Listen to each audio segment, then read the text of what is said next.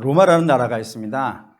로마는 로물루스라고 하는 사람이 세운 나라인데, 이 나라가 처음에 시작할 때는 언덕 7개에다가 세워진 도시국가라고 되어 있어요. 그래서 전체 인구가 처음에 시작할 때는 약 3,000명 정도, 전주의 한 200분의 1 정도밖에 안 되는 그런 작은 도시에 지나지 않았습니다. 근데 그 작은 도시가 전 세계를 지배를 하게 된 거예요. 굉장한 나라가 되어졌고, 뭐 말할 수 없이 사람이 상상할 수 없을 만큼 지금도 로마 하면은 역사상 최고의 강대국이라고 불릴 만큼 대단한 국가가 된 것이 로마입니다. 그런데도 불구하고 원래 로마 시민은요, 극히 적었기 때문에 이 큰 제국을 다스리기 위해서 로마가 일찍부터 써온 방법이 있습니다.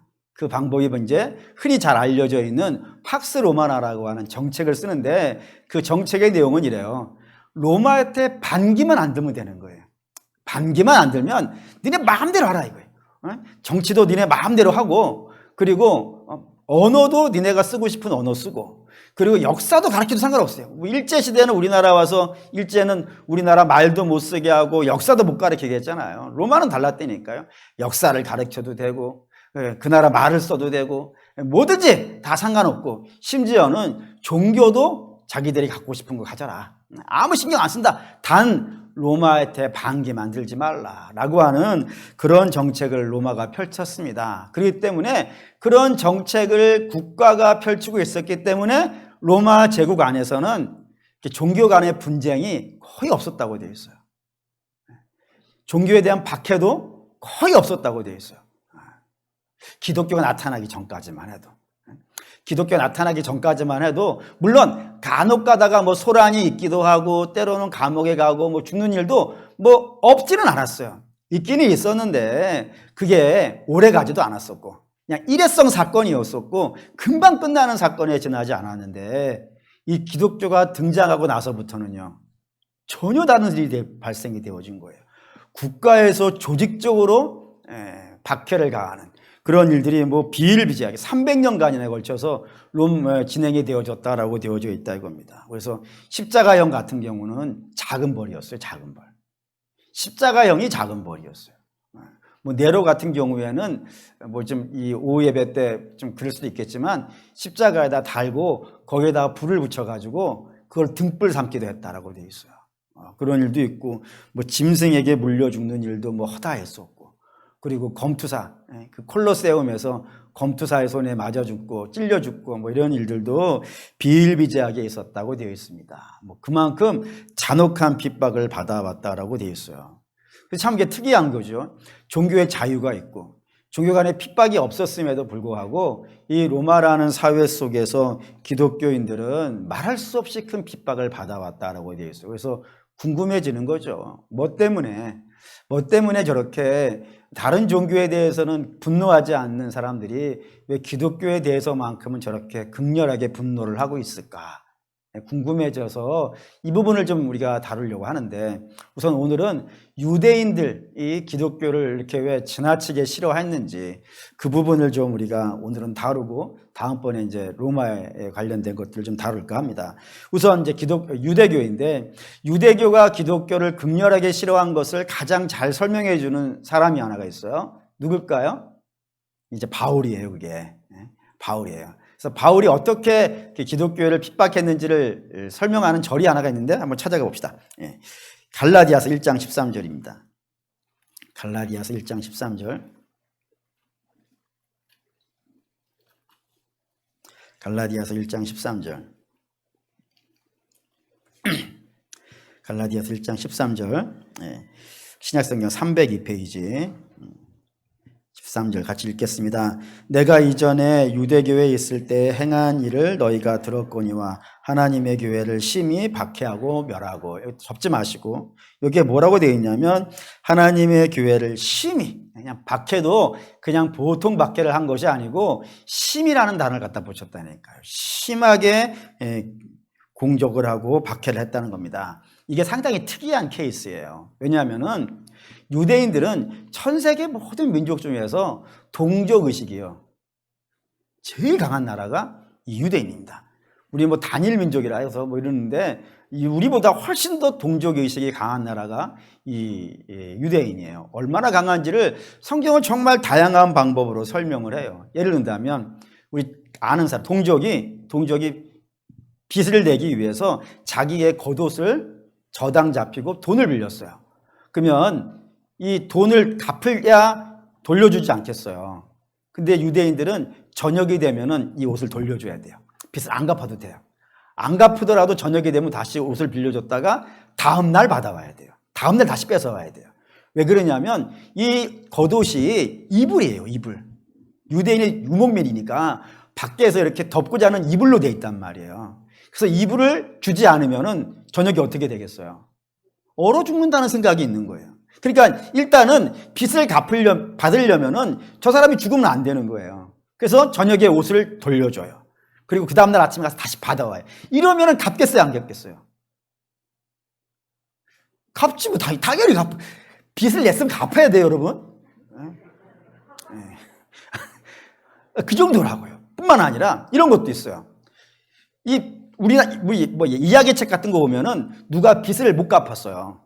빚을 못 갚으면 그 집에 아이를 잡아다가 노예로 팔아버리는 일이 간혹 있잖아요. 유대인이 이러면 안 돼요. 율법에 걸려요.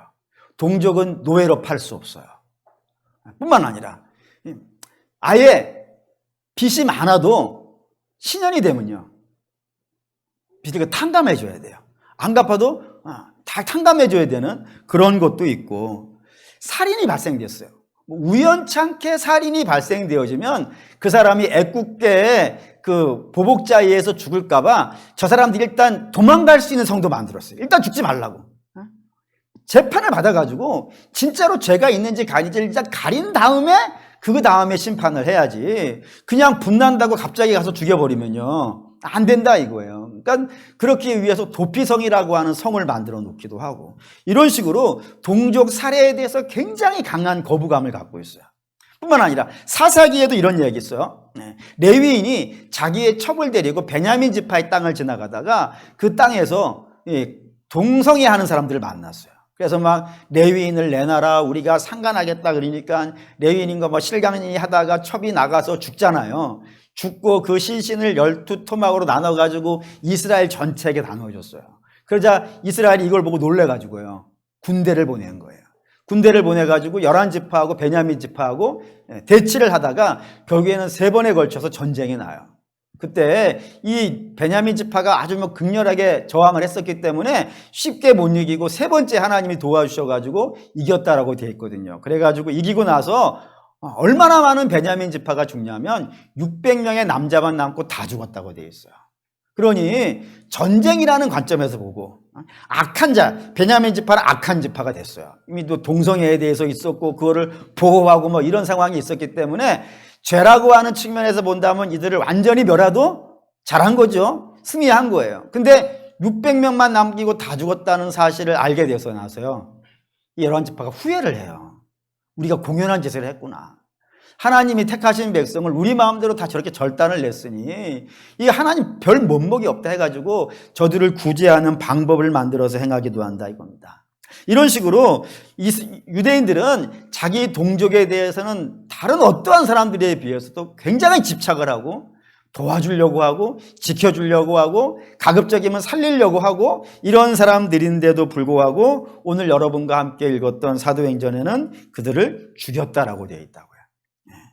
스데반을 죽였다라고 되어 있고, 고린도 교회 그 다메섹 교회에 있는 데까지. 다메섹은 사실은 이스라엘도 아니에요. 시리아예요. 지금도 이스라엘하고 시리아는 원수가 아니에요. 옛날에도 안 좋았어요. 그 아람이라는 나라였고, 뭐 성경에는 이렇게 등장하죠. 그 문둥병 장군 하나 있죠. 나아만이 시리아 사람이에요. 그래서 그 맨날 전쟁해가지고 애들 노예 뺏어가고 그 노예가 집에 와가지고 얘기해주고 뭐 이런 식이 돼 있잖아요. 늘 안 좋아요. 늘 안 좋은 원수의 나라인데도 불구하고 그 나라에 가서 바울이요, 거기에 있는 교회까지도 깨겠다. 거기에 있는 교인들까지도 잡아다가 심판하겠다. 그리고 이 심판을 전체를 누가 다 주도하냐면 대제사장이 주도를 해요. 그러니까 대제사장의 주도 아래 이 교회를요 핍박하고 있더라 이거예요. 죽이고 있고요. 굉장히 특이한 케이스예요. 그래서 어쩌다가 무슨 일 때문에 이렇게 대제사장이 중심이 되어져서 유대인들이 교회에 대한 이렇게 심각한 폭력을 가하고 있고 살인을 가하고 있을까요? 그거 이제 14절에 설명한 거예요. 1장 14절. 갈라디아서 1장 14절 읽겠습니다. 내가 내 동족 중 여러 영갑자보다 유대교를 지나치게 믿어 내 조상의 전통에 대한 더욱 열심히 있었으나. 유대교에 대해서 열심히 있었다. 유대교에 대해서 열심히 있었다고 되어 있는데, 이 유대교에 대해서 열심히 있다라고 하는 그 열심이라는 단어에 집중하신 분이 하나가 있어요. 왜? 그 처음 기독교인이라고 불렸던 사람들이라는 책이 있는데, 이 책을 쓰신 분이 에덴버러 신학대학교의 이제 교수님이신 그 레이 히타도라고 하는 교수가 있어요. 그분이 이제 이 유대인이 종교에 대한 열심, 이 단어에 대해서 연구를 해가지고 그 책의 일부분을 담아놨는데, 유대인들에게 종교적인 열심이라는 단어를 설명을 하면 그들의 머릿속에 떠오르는 사람이 하나가 있다는 거예요. 떠오르는 사람이 하나 있는데, 지파가 있고 떠오르는 지파가 있고 떠오르는 사람이 하나가 있대요. 그게 누군지 한번 찾아봅시다. 여기에 이제 출애굽기 32장. 출애굽기 32장 하면은 어떤 분들은 눈치 빠르신 분들은 무슨 얘기가 나오겠구나라는 걸 감잡으실 수 있어요. 금송아지 만든 이야기예요. 여기에 이제 32장 25절에서부터 29절입니다. 25절에서 29절 읽겠습니다. 모세가 본즉 백성이 방자하니 이는 아론이 그들을 방자게 하여 원수에게 조롱거리가 되게 하려 하였습니다. 이에 모세가 진 문에 서서 이르되 누구든지 여호와의 편에 있는 자는 내게로 나오라 하매 레위 자손이 다 모여 그에게로 가는지라. 모세가 그들에게 이르되 이스라엘의 하나님 여호와께서 이렇게 말씀하시기를 너희는 각각 허리에 칼을 차고 진 문 이쪽에서 저쪽까지 왕래하며 각 사람이 그 형체를, 각 사람이 자기의 친구를, 각 사람이 자기의 이웃을 죽이라 하셨느니라. 레위 자손이 모세의 말대로 행하며 이날에 백성 중에 3,000명 가량이 죽음을 당하였느니라. 모세가 이르되 각 사람이 자기의 아들과 자기의 형제를 쳤으니 오늘 여호와께 헌신하였느니라. 그가 오늘 너희에게 복을 내리시리라. 여기에 헌신이라는 단어가 그 열심이라는 단어와 같은 단어예요. 그러니까 이 레위인이 가지고 종교에 대한 열심이라고 하는 것은 이런 겁니다. 이 모세가 율법을 받으러 시내산 위에 올라갔을 때 백성들이 밑에서 40일 동안 모세가 안 내려오니까 밑에다 금송아지를 만들어 놓고 거기에 분향했다 이거예요. 그 분향에 대해서 모세가 내려와 가지고 급노를 한 겁니다. 급노하면서 누가 하나님의 편이냐? 누가 하나님의 편이냐? 하나님 편 나오라 이거예요. 그때 누가 나온 거예요? 레위 지파가 나왔고 그 레위 지파에게 모세가 명하기를 진 문의 이쪽에서부터 저쪽까지 다 죽이라 이거예요. 누구를요? 이 우상 숭배에 참여한 자들을 다 죽이라 했을 때 이 레위 지파가 자기의 가족이든 자기의 형제이든 친척이든 이웃이든 친구이든 관계없이 이 우상에 참여한 자들을요 다 죽였다. 이걸 열심이라 그런다 이거예요. 이런 열심이 있다 이거예요. 이런 이야기가 또 하나가 있죠. 민수기 25장에 가면은 거기에 부월에서 일어난 사건이 하나가 있어요. 그 부월에서 일어난 이야기는 이런 겁니다. 이 발람이라고 하는 무당이 모압 왕 발락에게 이스라엘을 저주할 수 있는 방법을 자기가 행할 수는 없으니까 방법을 하나를 알려줘요. 그게 뭐냐면 이 모압의 종교 행사에 참여시키라는 거였어요. 그래서 모압 왕 발락이 야 우리 이제 싸우지 말고 우리와 당신과 좀 사이좋게 지내자 해가지고 이스라엘을 이 모압이 가지고 있는 종교의식에 참여를 시킨 거예요. 그 음란한 종교의식, 바알 종교에 저들을 참여시킨 거예요. 이거를 보고 이스라엘이요 다 눈이 돌아간 거예요. 그 음란함을 보고 다 눈이 돌아가가지고 이 시므이라고 하는 사람이 이스라엘 진 안으로 고스비라고 하는 여사제를 데리고 들어온 거예요. 그래서 같은 텐트 안에 들어가는 걸 막 이런 일이 발생됐는데 모세가 어떻게 감당이 안 되는 거예요. 이 물밀듯이 이 모압의 종교가 이스라엘 진안으로 막 밀려 들어오는 거거든요. 그러자 하나님이 분노하셔가지고 그 이스라엘 진에다가 연병을 보내시기 시작했어요. 그래서 그 연병으로요 24,000명이 죽어나가기 시작한 거예요. 그때 이 하나님의 질투, 하나님의 분노를 갖고 벌떡 일어난 사람이 하나가 있는 거예요. 그 사람이 예, 레위 지파의 비느하스예요. 그러니까 비느하스 여기도 있었겠지. 비느하스가 일어나가지고 창 하나를 들고 가가지고 그 텐트 안에 들어가서 시므이와 고스비를 단창에 꽂아버렸어요. 그게 열심이라니까요. 그래서 하나님이 그 비느하스의 열심을 보시고 나서 뭐라 그러시냐면 앞으로 이스라엘의 대제사장은요 이 가문에서 나오리라. 그 열심이라고요. 그런 열심이 누구에게 오늘 있었다고요? 이게 사울이라 이거예요. 그러니까 이 유대인의 열심, 유대인의 종교적인 열심에는 다 이 두 가지 사건이 끼어 있는데 다 이 두 가지 사건의 공통점이 하나가 있는 겁니다. 이 공통점이 뭘까요? 우상숭배예요. 우상숭배라고 하는 공통점이 끼어져 있고 이 우상숭배로 인하여서 하나님이 진노하였고 이 진노로 인하여서 이스라엘이 거의 멸절되게 생긴 거예요. 근데 이 멸절되어지게 된 이스라엘에 대해서 하나님의 분노를 갖고 일어나서 열심으로 그 하나님에 대한 열심으로 이 우상숭배에 참여했던 자들을 다 죽인 결과 어떤 일이 발생된 거예요? 이스라엘이 안녕과 평화가 생긴 거란 말이에요. 시내산 밑에서 하나님이 다 죽여버리리라 했는데 그 분노를 잠재운 것이 이 유대인들의 열심이었고 레위인의 열심이었고 부월에서 그 하나님이 진노로 24,000명이 죽어나가고 있으니까 내버려뒀으면요 전염병 아시잖아요. 다 죽는 거란 말이에요. 근데 그거를 하나님의 분노를 갖고 열심히 쫓아들어가서 죽인 그 비느하스의 그 열심 때문에 이스라엘이 살았다 이거예요. 안녕과 평화가 이루어졌다 이거예요. 근데 그러니까 유대인들은 우상숭배가 일어나면 우리 죽는다고 생각하는 거예요. 우리 죽는다. 우리 망한다. 그래서 누군가는 이 비느하스의 열심을 갖고 달려들어가지고 이 우상숭배를 죽여야 우리가 망하지 않고 살아간다라고 하는 그런 생각이 조상 때부터 쫙 내재되어져 있는 거예요. 근데 그 내재되어져 있는 열심이 오늘 누구에게 있었다고요? 사울에게 있었다 이거예요. 사울이 그래서 죽이는 거예요. 사울이 저 기독교인들이 단순히 종교 해석의 차이가 아닌 거예요. 율법 해석의 차이가 아닌 거예요. 사울의 보기에는 저들은 지금 뭐 하고 있는 거예요? 우상 숭배를 하고 있었다는 거예요. 신을 가지고 있다. 신을 가지고 있다 이거예요. 자기들이 알고 있는 여호와라는 신 외에 다른 신을 갖고 있다 이거예요. 그것 때문에 우리가 망하게 되어졌으니까 그거를 처단해서 우리가 망하는 길을 막아야겠다라고 하는 생각에 열심으로 발현되어 가지고 이 사울이 죽이기 시작했다 이겁니다. 그럼 이제 우리에게 중요한 생각이 하나가 드는 거예요. 뭐냐면은 예수님의 제자들도 처음에는 다 신분이 누구였냐면 유대인이었어요. 그러니까 유대인들은 철저히 누구만 하나님이라고 믿는 거예요. 여호와만. 여호와 외에는 다른 신이 없다라고 어린 시절 조상 대대로 그렇게 알고 있었단 말입니다. 그렇기 때문에 저들이 지금 핍박받는 게 여호와 외에 다른 신, 그게 뭐겠어요? 여호와 외에 다른 신이 하나가 있다니까요 지금. 누구겠어요? 예수님이에요. 여러분 단일신하고 유일신은 구별하실 수 있어야 돼요. 단일신은 여호와만이 신인 것이 단일신이고 유일신은 삼위일체 하나님을 믿는 것이 유일신이에요. 다른 종교란 말이에요.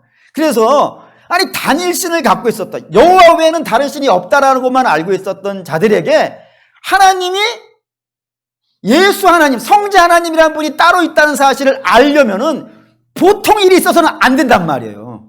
그렇잖아요? 그래서 사실 예수님의 제자들도 처음에는 예수님을 하나님이라 생각하지 않았어요. 어떻게 생각했냐면 여기 한번 찾아보시죠. 마가복음 9장 5절. 마가복음 9장 5절.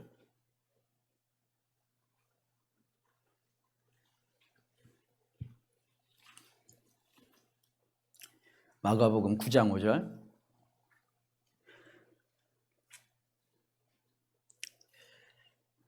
9장 5절 읽겠습니다. 베드로가 예수께 고하되 랍비여 우리가 여기 있는 것이 좋사오니 우리가 초막셋을 짓되 하나는 주를 위하여 하나는 모세를 위하여 하나는 엘리야를 위하여 하사이다 라고 되어 있어요. 이 베드로가 예수님을 뭐라고 불렀다고요? 랍비. 랍비는 하나님이라는 뜻이 아니에요. 랍비는 우리식으로 말하면 선비님이에요. 선비님. 한자께나 알고 있는 공자왈 맹자하는 그런 선비들, 즉 글께나 알고 있는 그런 가르칠 수 있을 만한 실력을 갖추고 있는 선생님이기 때문에 누구나 다 랍비라고 불렀다니까요. 그러니까 베드로도 처음에 예수님을 신이라고 생각한 것이 아니라 그냥 율법을 우리에게 가르쳐주는 선생님 정도로 알고 있었다고요. 뿐만 아니라 우리 베드로가 한 고백 중에 이런 거 있어요. 마태복음 16장 16절에 주는 그리스도시요 살아계신 하나님의 아들입니다 라고 하는데, 이게 이제 좀 많이 생각해 보셔야 되는 것이, 요 그리스도라고 하는 것이 헬라어거든요. 요거를 히브리어로 번역을 하면요, 메시아예요. 그러니까 메시아가 원래 뜻이고 그거를 그리스어로 바꾼 것이 그리스도예요. 뜻은 뭐냐면 기름 부음을 받았다라는 뜻입니다. 근데 이스라엘에는 기름 부음 받은 사람이 한두 명이 아니에요. 일단 뭐 다윗도 기름 부음 받았죠, 사무엘에게. 그러니까 기름 부음 받았다는 제사장도 전부 다 기름 부어 세워요. 그렇기 때문에 이 그리스도라고 하는 것은 신에게 붙이는 이름이 아니고 왕이나 지도자나 제사장에게 붙이는 그런 이름이에요. 그러니 뭐 그건 사람에게 붙이는 것이고, 문제는 하나님의 아들이라 그런 것인데, 우리는 물론 지금 이 하나님의 아들이라는 것이 신이라는 표현으로 우리는 지금은 받아들이는데, 실제로 베드로가 신이라는 개념으로 이걸 붙였을까라는 것에 대해서는 여러 학자들이 좀 다른 생각을 가져요. 뭐 때문이냐면 이거 한번 볼까요? 요한복음 10장 35절.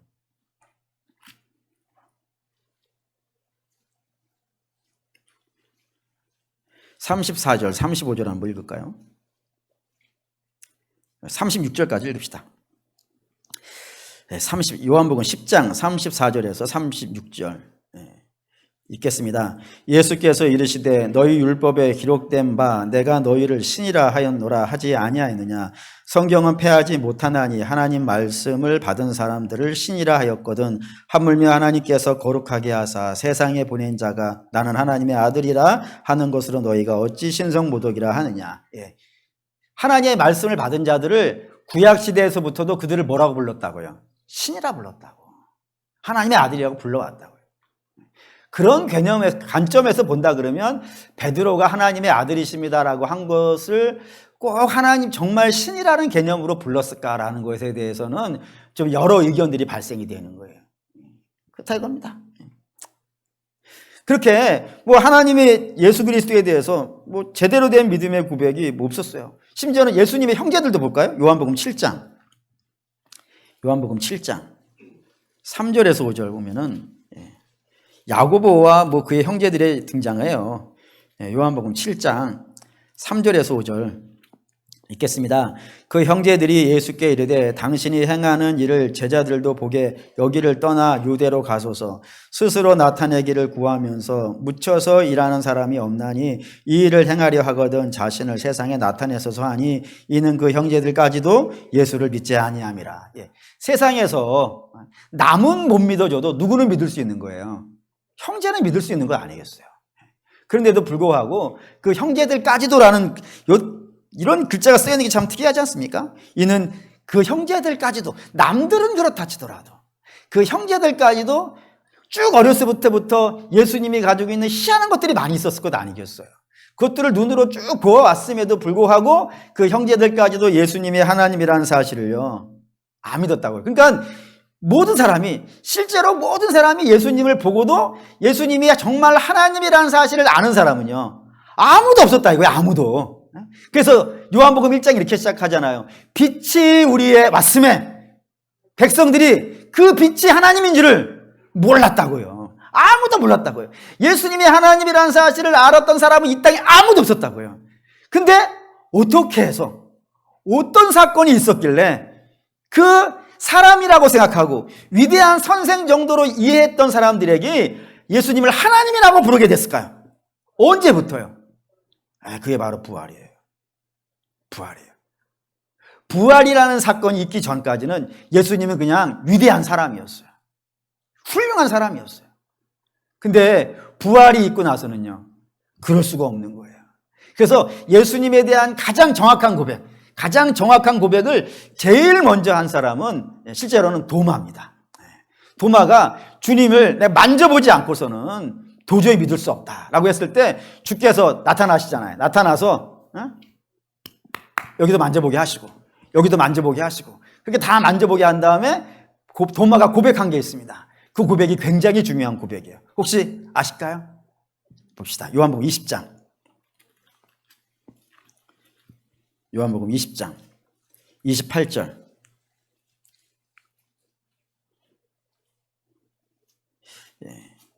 요한복음 20장 28절.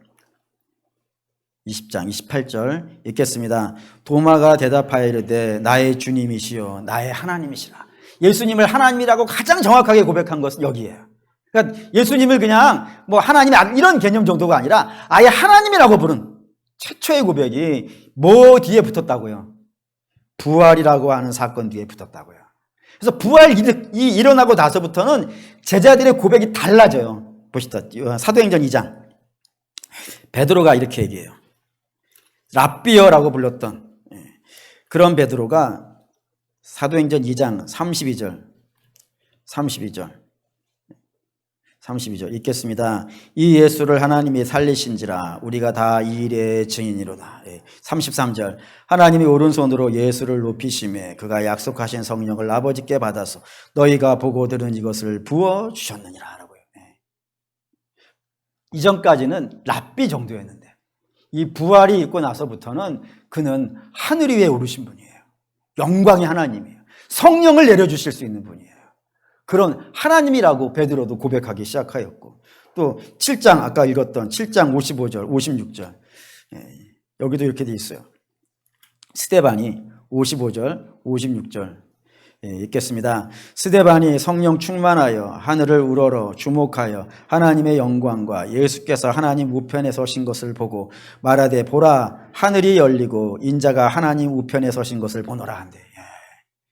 부활 있기 전에는 이런 고백 없어요. 부활 있기 전에는 이런 고백 없어요. 부활 있기 전에도 예수님은 하나님이에요. 근데 부활 있기 전에 이런 고백을 못해요, 제자들이. 그런데 부활이 있고 나서는 예수님은 하나님 오른편에 있다 그러는 거예요. 우리식 개념으로 이해하지 마세요. 오른편에 있으니까 뭐 우의정이고 왼편에 있으니까 잘 이런 개념이 아니라 예수님은 하나님 우편에 있다는 것은 예수님하고 하나님하고는요 동등되다 이거예요. 예수님이 하나님이라 이거예요. 그렇게 부르기 시작했다 이거예요. 그러니까 부활 전에 이런 고백이 없다가 부활이 있고 나서부터는 제자들이 예수님은 진짜 하나님이다. 진짜 하나님이다 얘기했다가 이겁니다. 그래서 사랑하는 믿음의 성도 여러분, 기독교인이 핍박을 받은 것은 다른 데 있는 게 아니에요. 저들은 인격적으로 훌륭했어요. 남들에게 칭송받는 자들이고 칭찬받는 자들이었어요. 어디 하나 붙잡아다가 법으로 재보고 흠을 찾으려고 그래도 흠이 없는 그런 사람들이었다고요. 그래서 그런 사람들은 잡아다 늘 아무런 이유가 없어요. 근데 저들이 잡혀서 핍박받고 고통받게 된 이유가 뭐였다고요? 저들이 예수님을 하나님이라 불렀다 이거예요. 예수님 하나님이라고. 근데 그 예수님을 하나님이라고 부르게 된 것이 뭐 때문이었다고요? 부활을 봤다고요. 다시 좀 봅시다. 고린도전서 15장. 이거 굉장히 중요해요. 제자들의 인격과 삶을 온통 바꿔버린 거예요, 이게. 고린도전서 15장.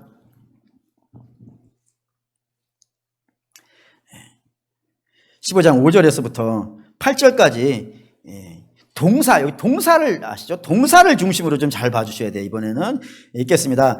게바가에게 보이시고 후에 12 제자에게와 그 후에 500의 형제에게 일시에 보이셨나니 그 중에 지금까지 대다수는 살아있고 어떤 사람은 잠들었으며 후에 야고보에게 보이셨으며 그 후에 모든 사도에게와 맨 나중에 만삭되어 난 자 같은 내게도 보이셨느니라. 반복되는 단어였어요. 뭐죠? 보이셨다. 그러니까 부활이라고 하는 것은 우리처럼 들은 이야기가 아니에요. 우리처럼 믿음의 선배들이 이렇게 쭉쭉쭉 얘기해 와서 부활이 있는가 보다 이 정도 아는 것이 아니라 당시의 제자들은 전부 예수님이 하나님이라는 사실을 안 믿었던 자들이라고요. 근데 안 믿었던 자들이 뭐 때문에 예수님이 하나님이라고 고백하기 시작했냐면 부활 때문인데 그 부활을 어떻게 했다고요? 봤다. 이거 내가 봤다 이거예요. 봤는데 어떻게 부인을 해요? 나는 눈으로 봤어. 나는 만졌어. 나는 손 넣어봤어 거기에. 그걸 부인할 수가 없는 거예요. 그래서 예수님의 제자들은 자기들을 뭐라고 자꾸 부르냐면 부활의 증인이라고 불러요. 부활의 증인이라고. 이게 너무 중요해요. 왜냐하면 다른 공동체를 보세요. 뭐 부처의 공동체라든가 마호메스의 공동체라든가 공자의 공동체 이런 게 있어요. 뭐 소크라테스의 공동체 이런 사람들은 뭐의 증인인 줄 아세요? 그들은 그 선생들의 가르침의 제자들이에요. 뭐를 가르쳤다? 그분의 삶이 이랬다. 이런 식으로 그들의 삶에 대해서, 그들이 가르친 것에 대해서 증인이 되었던 사람들이에요. 그들의 스승의 죽었다가 부활한 것을 증언하진 않아요. 그들이 죽어 있으니까. 근데 예수님의 공동체는 물론 예수님 당신도 어마어마한 말씀을 하셨고 그분의 삶도 이 세상의 어떤 자들보다 거룩하고 아름다웠던 건 틀림이 없는데, 제자들은 자꾸 자기를 뭐라고 증인하냐면 나는 부활의 증인이다. 나는 부활의 증인이다. 나는 그걸 봤다. 이때까지 이런 일이 없었다니까요. 이때까지 부활이 없었어요. 여러분, 그냥 잠깐 죽었다가 살아나는 건 부활이 아니에요. 그건 하나님의 능력이 나타난 것뿐이지, 치유가 된 것이지, 그건 부활이 아니에요. 부활은 누구만 부활이에요?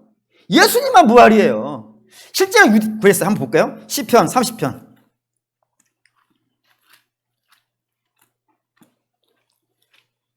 시편 30편. 구약의 백성들이 부활에 대해서 정확한 이해를 갖고 있지 않다는 걸 이런 걸로 알 수 있어요. 시편 30편 9절. 다윗의 고백이에요. 대단한 사람의 고백이에요. 거기에 9절에 이렇게 되어 있어요. 읽겠습니다. 내가 무덤에 내려갈 때에 나의 피가 무슨 유익이 있으리요? 진토가 어떻게 주를 찬양성하며 주의 진리를 선포하겠습니까? 다윗이 이러는 거예요. 지금 자기 병 들어가지고 하나님 살려주세요 라고 하는 기도를 하는 건데, 이렇게 얘기한다고요. 주님, 내가 죽으면 누가 찬양하겠습니까? 끝나는 거니까. 내가 죽으면 어떻게 하나님을 찬양하고 누가 하나님을 선포하겠습니까? 그러니까 이 구약의 백성들은 부활에 대해서 정확한 지식이 없어요. 정확한 지식이 없으니까 죽으면 어떻게 된다고 하는 거예요? 끝나는 거예요. 진토로 돌아가는 것이고 없어지는 거고 사라져버리는 거예요. 그러니 그런 사람들이 뭐 부활을 알겠어요. 근데 처음으로 봤다 이거예요. 처음으로 이때까지 한 번도 일어난 적이 없었던 부활을 자기 눈앞에서 봤다 이거예요. 근데 주님의 부활이 놀라운 점은 여기 있어요. 고린도전서 다 15장 가시죠. 15장 20절에서 23절. 주님의 부활이 놀라운 것은 제자들의 인격을 바꾼 두 번째 이유가 있어요. 첫째는 예수님이 부활하셨다는 것 자체이고, 두 번째는 20절에서 23절인데 이게 놀라운 고백이에요. 읽겠습니다. 그러나 이제 그리스도께서 죽은 자 가운데에서 다시 살아나사 잠자는 자들의 첫 열매가 되셨도다. 사망이 한 사람으로 말미암았으니 죽은 자의 부활도 한 사람으로 말미암느니라. 아담 안에는 모든 사람이 죽은 것 같이 그리스도 안에서 모든 사람이 삶을 얻으리라. 그러나 각각 자기의 차례대로 되리니 먼저는 첫 열매인 그리스도요, 그 다음에는 그가 강림하실 때에 그리스도에게 속한 자여라. 아멘. 그러니까 주님의 부활이 특이한 점은 주님이 하나님이세요. 하나님이시기 때문에 무덤에서 부활할 수가 있는 거예요. 근데 주님의 부활이 위대한 점은 주님만 부활하는 게 아니라 이거예요. 주님만 부활하는 게 아니라 이제 우리도요, 때가 되면 주님 강림하시는 날 우리도 끝나지 않아요. 우리 그 성경은 자꾸 죽은 자들을 뭐라고 불러요? 잔다라고 부르는 거예요. 주님 깨우신다는 얘기예요. 언제? 주님 다시 오시는 날 우리도 부활하게 될 거예요. 우리 주님은 부활의 첫 열매, 우리는요 둘째, 셋째, 자기 차례를 따라서 하나님이 다 일으켜 세워주실 거라 이거예요. 그게 주님의 부활의 놀라운 점이에요. 이걸 알았다 이거예요, 제자들이. 우리 죽는 게 끝이 아니야. 만약에 죽는 게 끝이면은, 여러분, 우리 속담에 이런 거 있죠. 무슨 밭에 굴러도 뭐가 낫다고요?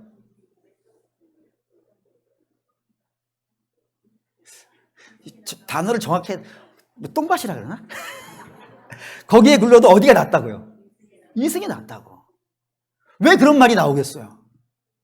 이거밖에 없어요. 이 땅의 사람들 이거밖에 없어요. 이 땅밖에 없어요. 그래서 여기에서 다 차지해야 돼요. 그래서 아구다툼하고 싸우는 거예요. 근데 그리스도 안에 있는 사람들은요, 이게 다가 아닌 거예요. 이게 다가 아니라 우리는 주 안에 있는 백성이라 주님으로 인하여서요, 영생의 삶이 있다니까요. 그리고 지금도 우리가 주님 안에서 영생을 살고 있지만 우리 주님 다시 오시는 날은 하늘로부터 새로운 옷을 입을 거란 말이에요. 이런 역사가 우리를 기대하고 있단 말입니다. 그렇기 때문에 사도 바울은 이렇게 선포해요. 데살로니가 전서 4장. 이 데살로니가 전서가 교회가 심각한 박해를 받고 있을 때 쓴 책이에요. 데살로니가전서 4장 16절에서 18절. 16절에서 18절. 16절에서 18절 읽겠습니다. 주께서 호령과 천사장의 소리와 하나님의 나팔 소리로 친히 하늘로부터 강림하시리니 그리스도 안에서 죽은 자들이 먼저 일어나고 그 후에 우리 살아남은 자들도 그들과 함께 구름 속으로 끌어올려 공중에서 주를 영접하게 하시리니 그리하여 우리가 항상 주와 함께 있으리라. 그러므로 이런 말로 서로 위로하라. 뭘로 위로하라고요? 성도 간에 이 땅에서 이런 일도 있고 저런 일도 있어요. 특별히 신앙 때문에 어려운 일을 만나고 있는 게 데살로니가 교회니까 신앙 때문에 고통받고 죽어가는 자들이 있다 이거예요. 그런 자들이 모여가지고 서로 뭘로 위로하라고요? 부활로 하라고, 부활로. 우리가 받잖냐 그 부활을. 죽으면 끝이 아니야. 죽으면 끝이 아니야.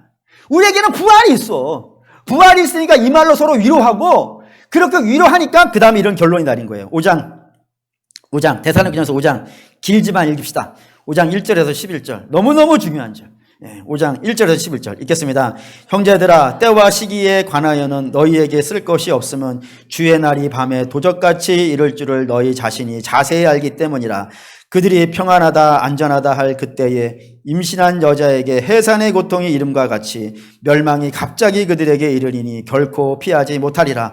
형제들아, 너희는 어둠에 있지 아니하며 그날이 도적같이 너희에게 임하지 못하리니 너희는 다 빛의 아들이요 낮의 아들이라. 우리가 밤이나 어둠에 속하지 아니하나니 그러므로 우리는 다른 이들과 같이 자지 말고 오직 깨어 정신을 차리라. 자는 자들은 밤에 자고 취하는 자들은 밤에 취하되 쓰니 정신을 차리고 믿음과 사랑의 호신경을 붙이고 구원의 소망의 투구를 쓰자. 하나님이 우리를 세우심은 노하게 하심에 이르게 하심이 아니요 오직 우리 주 예수 그리스도로 말미암아 구원을 받게 하심이라. 예수께서 우리를 위하여 죽으사 우리로 하여금 깨어 있든지 자든지 자기와 함께 살게 하려 하셨느니라. 그러므로 피차 권면하고 서로 덕을 세우기를 너희가 하는 것 같이 하라. 뭐라는지 아시겠죠? 부활이 있어. 우린 부활이 있어. 주님 다시 오는 날 우리 분명히 부활의 영광을 맞이할 거예요. 근데 이 세상이 우리를 그 부활의 영광을 보지 못하도록 자꾸 자기 한단 말이에요. 세상에 빠지게 하고 엉뚱한 길을 가게 한다고요. 미련한 짓을 하게 하고 그런 곳에 빠지지 말라. 너는 빠지지 말라. 왜? 우리는 부활이 있으니까.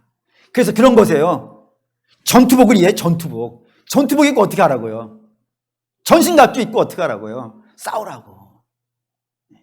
싸우라고. 그래서 이 시대에게 지지 말고 이 세대 악한 문화와 악한 종교와 이 세상의 철학과 이런 것들에 속아가지고 거기에 빠져 잠자는 자들 되지 말고 너희는 부활이 있는 자니까 주님 다시 오신 날 영광 중에 일어날 백성들이니까 그런데 마음 뺏기지 말고 끝까지 믿음으로 살라고 라고 이렇게 얘기한 거예요. 이걸 본 거죠. 그러니까 제자들이 그 심각한 박해를 받고 있음에도 불구하고 그 자기들이 가지고 있는 믿음을 포기하지 못하고 오히려 더 당당하게 용감하게 싸워나갈 수 있었던 것은요. 뭐 때문에요? 부활 때문에. 부활 때문에. 부활을 받고 부활을 믿으니까. 그럼 이제 우리 결론에 왔어요. 결론에 왔어요. 이 시대의 신앙이 왜 약해지고 있을까요? 왜 부활을 확신하지 못하기 때문이 아닐까? 이 땅의 영광이 전부라고 생각하기 때문이 아닐까요? 이 땅에서 잘 먹고 잘 사는 것이 인생의 전부라고 생각하기 때문에 하늘의 영광을 꿈꾸지 못하기 때문에 우리의 믿음이 자꾸 세상 속에서 잠들어가고 있는 것은 아닌가 한 게 된다 이겁니다. 그래서 오늘 교육위원회 헌신 예배인데 우리 교육위원들이 뭘 가르칠까요? 아이들한테 뭘 가르치면 좋을까요? 기독교인들이 뭐의 정신에 충만했을 때 용감했다고요? 부활에 충만했을 때. 부활에 충만했을 때 저들이 용감했다고요. 부활이 없으면 용감할 필요가 없죠. 근데 부활이 그냥 서로 부활의 증인인 거예요. 서로 부활을 얘기하고 모여가지고 부활을 얘기하고 주님 다시 오심을 얘기하고 천국을 이야기하고 이러는 믿음들이 있었기 때문에 어떠한 적들이 쳐들어온다 하더라도 그 앞에서 당당할 수 있었던 거예요. 그러니 저와 여러분도 우선은 부활에 충만하기를 축원합니다. 그럼 어떻게 하면 부활에 충만하냐면 여러분들 성령에 충만하시길 바라요. 성령이 임하시면 부활을 부인할 자가 없어요. 성령은 부활의 증인이니까 그 성령으로 부활을 아시길 바랍니다. 그러니까 여러분들이 성령 충만하시고, 특별히 우리 교육위원회에 소속되어 있는 모든 선생님들 간절히 우리가 기도하고 간절히 축복하오니 주여 저들에게 성령 충만케 하여 주시옵소서. 그래서 부활이 어떤 것인지를 알게 하시고, 그냥 오늘 주께서 말씀하셨어요. 도마에게 너는 보고도 믿느냐? 보고 앉지 않고 듣고 믿는 자들이 복이 있다 했으니까, 그 듣고 믿는 복이 우리 선생님들에게 있기를 축원합니다. 그래서 아이들에게 부활을 가르치십시오. 부활을 가르치십시오. 물론 기독교에 다른 진리들이 있어요. 훌륭한 진리들 많이 있어요. 근데 그거는 주변에서 해도 돼요. 여러분들이 가르쳐야 되는 것은 십자가하고 부활이에요. 그걸 가르치십시오. 그래서 그거로 충만한 사람들을 만드십시오. 그러면 이 세대 한가운데에서 이 아이들이 자랐을 때 칼이나 창이나 십자가나 어떠한 것도 저들을 꺾어내지 못할 거예요. 꺾이지 않는 신앙인. 듣기만 해도 가슴 뛰지 않습니까? 저와 여러분들이, 우리 주님도 그랬고 그 뒤를 따라간 수많은 믿음의 선배들이 그랬어요. 부활의 증인이에요. 저와 여러분도 부활의 증인으로 살아가시는 여러분 되시기를 주의 이름으로 축원합니다. 아멘. 기도하겠습니다.